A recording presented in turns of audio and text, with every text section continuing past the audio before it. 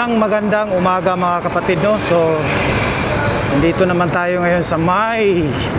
Last time doon tayo sa Leon Garcia, Santa Ana, Coastal Road. At dito naman ngayon, no? Ngayon February 21, dito naman tayo ngayon sa May, Arcastillo mismo, sentro, no? Ayan. Punta tayo dito. Pasok tayo. So matagal na rin tayong hindi nakapag-update dito. Ayan, so yung kalsada talagang sana may simento na ito dito. Talagang lubak-lubak na, oh.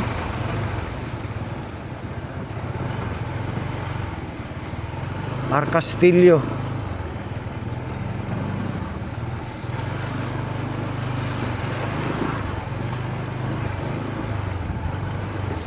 Kasi dito dumadaan po yung talagang mga mga dump truck ng Coastal Road. Kaya medyo talagang naano itong kalsada.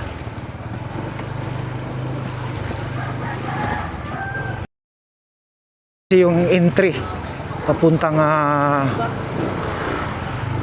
ayan, oh, papunta ng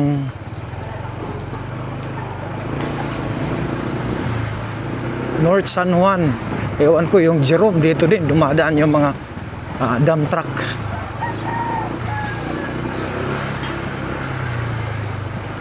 Ayan, ito na yung update ngayon dito. So yan mga kapatid, last time nandun tayo. Doon tayo sa Leon Garcia. Kita natin, oh. Yan po yung bridge.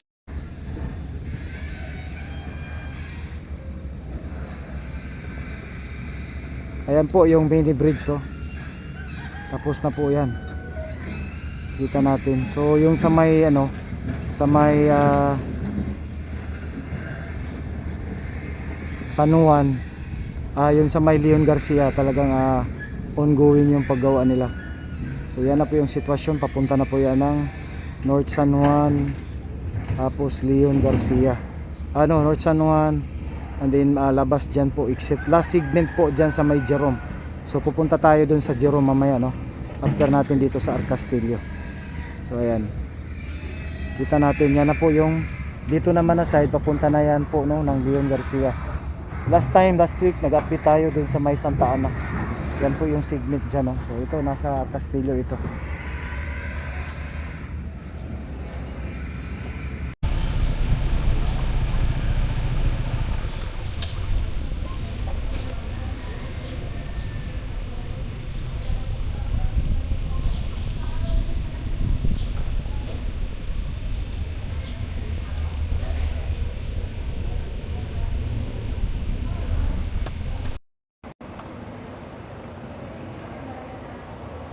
Sana na isemento ito noon, no? Nung katulad sa China, ang mga dayuhan pag nag-project talagang kasali po sa kanilang itong kasi ito ginamit ng daanan. So sana binadgetan ito noon bago ito gawin, kumbaga na lang ba, para maganda po ang takbo po, no, ng dito sa kalsada na ito. Inano muna ba, sinemento. Katulad sa China, pag nangontrata yan sila, sinasali po, no, yung kalsada para tsaka smooth naman, para naman din sa dadaanan po, no, ng mga heavy equipment, no, mga dump truck. So yun lang napansin ko sa dayuhan, no, talagang sinasali nila yung mga ganitong klase na daanan, no, lalo na pag nagagamit sa daanan ng construction. So yun po, no, sana noon sinemento ito hanggang doon. So wala talagang lubak-lubak na kalsada. Yun lang po, no, ang masasabi ko. Kasi nakita natin sa China, yung mga ibang mga kontraktor, mga Japan, talagang sinemento nila yan. Ito, kasi simento dito talagang sira-sira po yung kalsada dito.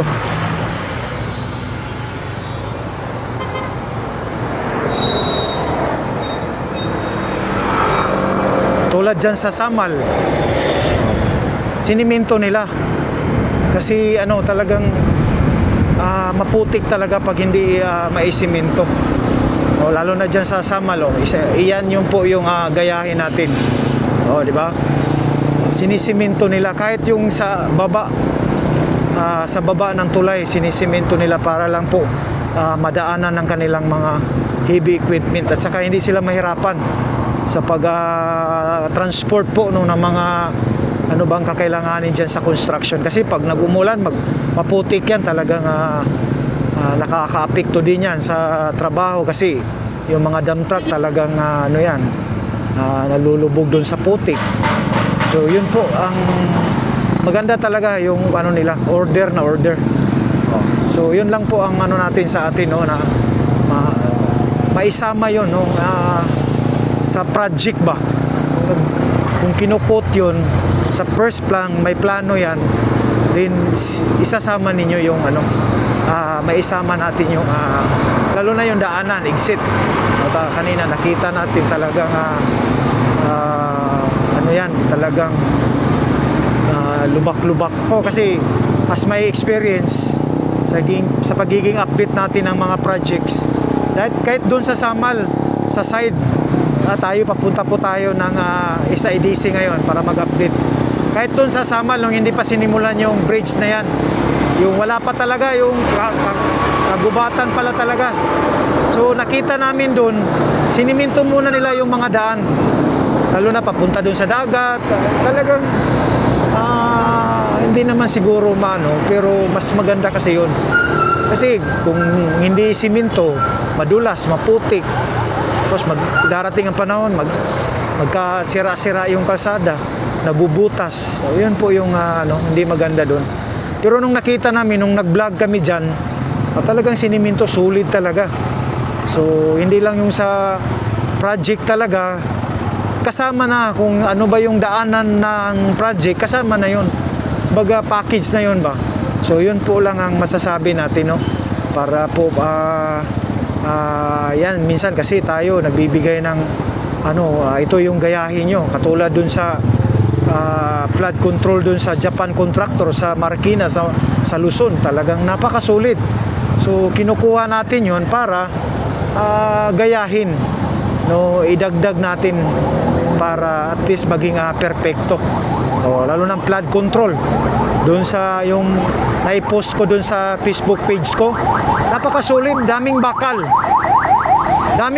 tapos sa pundasyon siniguro nila, tapos yung bago buhusan, talagang yung mga bakal nakahilira talaga, nagkadikit-dikit. Yun po yung maganda na pagka-design, hindi yung lagyan lang natin ng bato tapos maliliit na bakal, tapos hindi pa yung simento, talagang kumbaga konti lang ang simento. So pagdating ng araw yan, kahit hindi 1 taon, 2 taon, tatlong magre-reflect pa rin sa inyo yan. So sana magawan po ng ating authority yung design, so para po talagang kumbaga sa Bisaya ba, pulido ba, gahi, solid, hindi basta-basta matibag ba, diba? So mauna siya ang hindot diyan, ang pinaka dyan yung ating authority in the government, yung DPWH. Gagawa po sila ng design na katulad ng mga pinupost ko dun sa lalo na sa flood control, talagang yan, puros bakal, may mga bakal talaga yan. Gayahin nila yung Japan contractor. Ayan na, nandito na yan sa Pilipinas. Yun na yun, kaya natin yan. Kung kaya nila, kaya natin yan. Kasi tao lang sila, pareho tayo ginawa ng Diyos. So yun lang ang ko masabi doon. Kaya nila, kaya natin, basta baguhin lang natin yung design ng flood control, lalo na sa mga construction. Kasi talagang yan, talagang atin yan, importante sa atin yan. Tayo rin ang makikinabang dyan. So andyan na yung Japan, China, pa ba yan, Korea. So yun natin, kung anong ginawa nila sa flood control, gayahin natin. Ayan, ipopost ko. So para pagdating ng baha, hindi baha ang mag-control. Dapat kuan flood control, di ba? Hindi na ko, kumbaga ang nangyayari kasi ngayon, yung baha ang nagko-control sa flood natin, yung dike. So, dapat ang ginawa yan, dapat may plano talaga yan. Diba? Sulit talaga. Diba? So talagang nahaharangan nyo yung baha. Kahit malakas yan, hindi basta-basta yan maano. So nandito na tayo mga kapatid sa SIDC, no? So usap-usap lang tayo. So kasi nakikita natin, no, pag may malalakas na baha doon, na nalalaman na yung wala palang bakal doon sa ilalim kasi puros lupa, mga bato ang nilagay. So dapat magplano naman lang, planuhin ang mabuti, magkaroon ng, yun lang ang ano doon, bakal, tsaka yung semento talagang standard, di ba? Tapos yung pundasyon para hindi makutkot o hindi maiskabit ng tubig, kasi doon talaga kadalasan sa pundasyon yan. So ako, hindi naman tayo engineer, yun lang po ang masasabi natin, usap-usap, kasi nakikita natin kasi tayo, nag-update tayo sa mga project. So yun lang po ang maganda, kaya talagang solid at saka pulido yung trabaho. Importante yung pundasyon nun. Tapos pangalawa, yung bakal, damihan ng bakal, katulad sa, ayan, ipopost ko, yan o, ayan, imposible talaga yan, di ba? Hindi talaga mabibiyak yan, hindi talaga ano yan, basta luto ng lutong-lutong ng simento. Pag kulang ang simento yan, wala. Tapos yung pundasyon, wala. Di ba? Katulad lang yan ng bahay mga kapatid. Pag tayo nagtatayo ng bahay sa buhangin, talagang maano yan. Talagang matutumba yan. Pero pag nakatayo tayo sa solid rock, yung solid talaga, o kahit ano pa yan, hindi sa basta-basta matumba. So yun lang po mga kapatid. Maraming salamat. Ngayon naman, galing na tayo ng Samal sa Magapit. Dito na natin ito na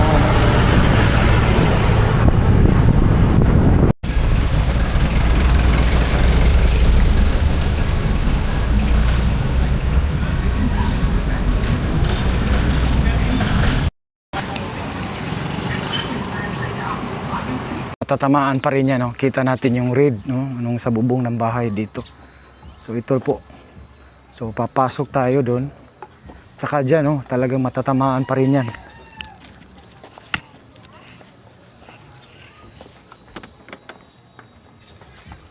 So pasok tayo doon.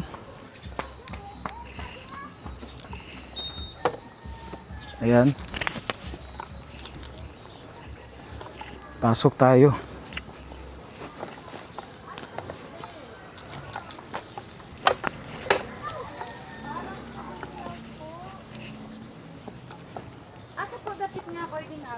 Diri po sa ano po, sa San Marcos. Ayan o, kita natin. So yung may pula, kita natin yan o, may pula 2.9 meters. Tamaan pa rin yan.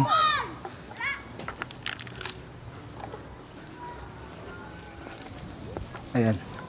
So ito na po yung one day magiging kalsada ito ng Davao City Coastal Road, no?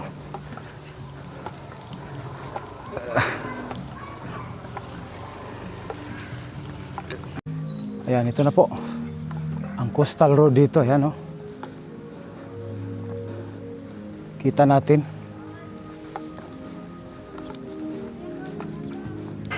So may ship pile na dito.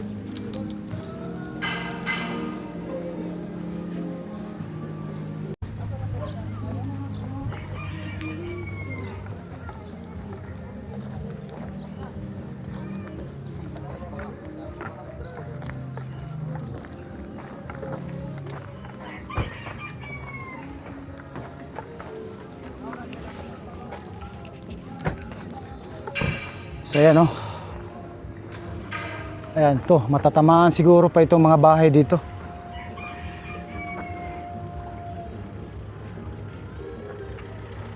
Kita natin, oh, nagsisimula na po doon.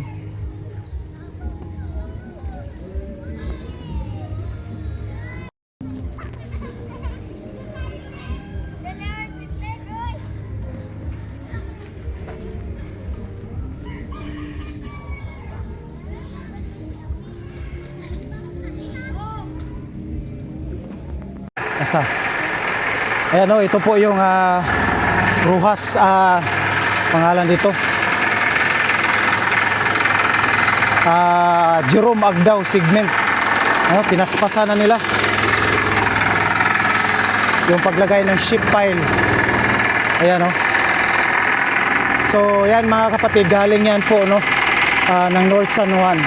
So ngayon nandito tayo sa may ship pile, dito sa may Jerome segment no, malapit sa pa-exit na talaga. So ayan. Ayan, papunta yan ng North San Juan. So mamaya pupunta din tayo dun sa North San Juan para malaman natin yung segment.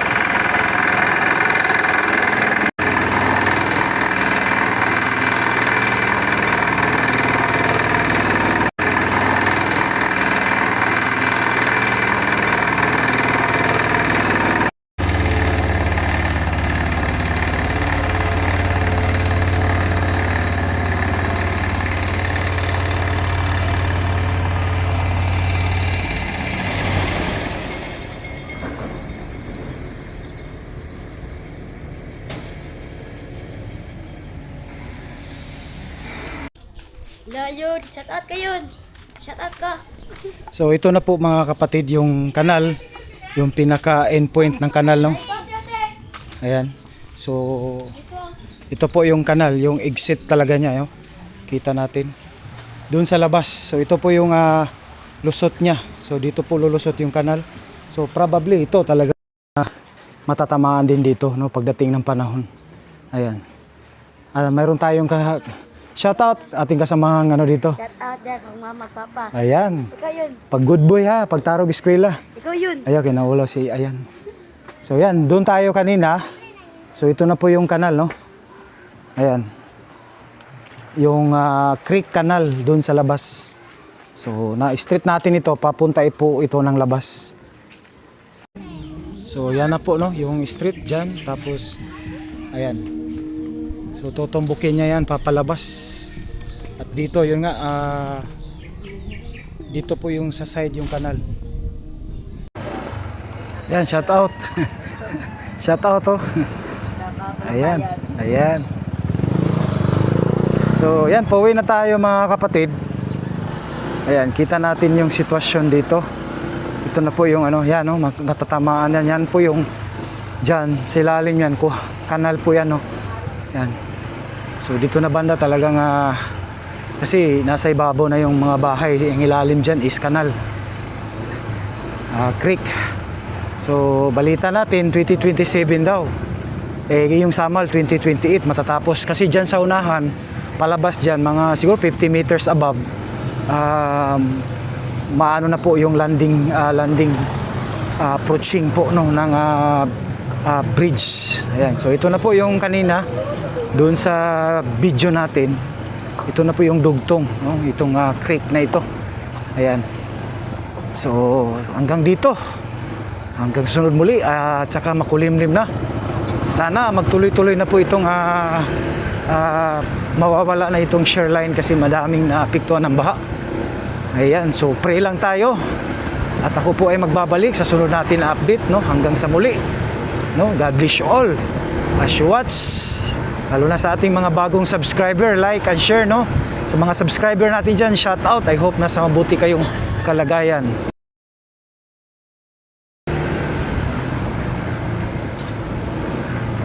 And God bless you all as you watch. Bye. So ito na po, palabas na po tayo. Ito na po yung highway po no ng dito po sa may Jerome Agdao.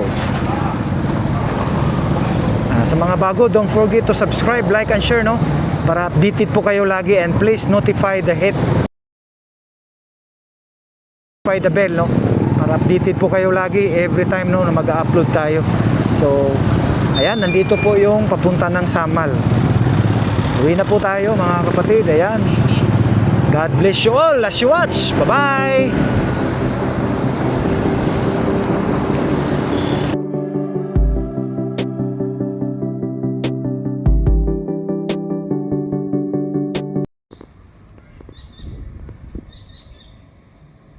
Sa dyan no, may open siya no. siguro daanan talaga ng mga mangingisda dyan, no?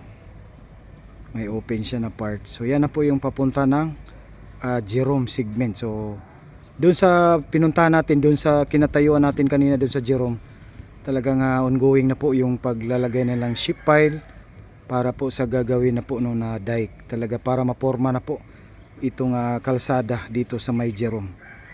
Ayan, so yan na po nakita natin. Punta na po yan ng pangalan dyan, Arcastillo segment.